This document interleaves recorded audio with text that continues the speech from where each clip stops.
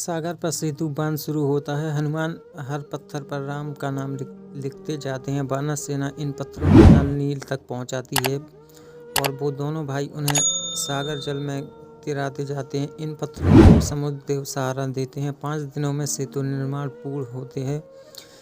साथ ही राम द्वारा शिव पूजन भी पूर्ण होता है। राम भगवान शिव से कहते हैं कि आपके तमाम नाम हैं, अब उनका एक नाम और स्वीकार करें।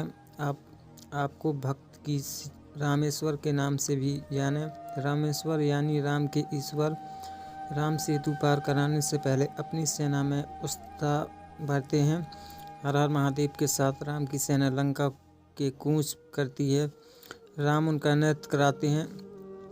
सागर पर सेतु बंद के समाचार पर रावण को विश्वास नहीं होता। वह असहज होता है। वो जानता है कि यदि राम लंका पहुंच गए तो सीता कभी उसकी नहीं हो सकेगी। इसलिए वो सीता को राम की मौत की झूठी सूचना देने के लिए प्रचंड रचता है ताकि राम को मारा जानकर सीता उसकी पत्नी बनना स्वीकार कर ले। रावण अशोक वाटिका में जाकर सीता के समक्ष एक तार रखता है जिस पर उसकी माया द्वारा रचा राम का कटा हुआ शीश।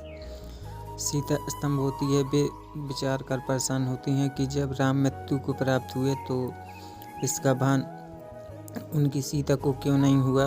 तभी एक संदेश वहां आकर कहता है कि युवराज इंद्रजीत ने आवश्यक सभा बुलाई है और महाराजा रावण को भी याद किया है। रावण वहां से जाता है। रावण के जाते ही उसकी माया द्वारा रचित राम का सिर भी अदृश्य हो जाता है। त्रिजटा सीता को बताती है कि राम सकुशल हैं और सागर पर 100 योजन लंबा पुल बांधकर सेना समेत लंका की धरती पर पहुंच चुके हैं। सीता धरती माता को ऐसे स्पर्श करती है मानो वे राम के चरण स्पर्श कर रही हूँ। सीता के इस स्पर्श का अनुभव करते हैं। विभीषण द्वारा बनाई गई रणनीति के अनुसार लंका के बाहर राम की अस्थायी सैन्य छावनी का निर्माण होता है। लक्ष्मण बड़े भाई राम से ठहरने के लिए पर्णकुटी बनाते हैं।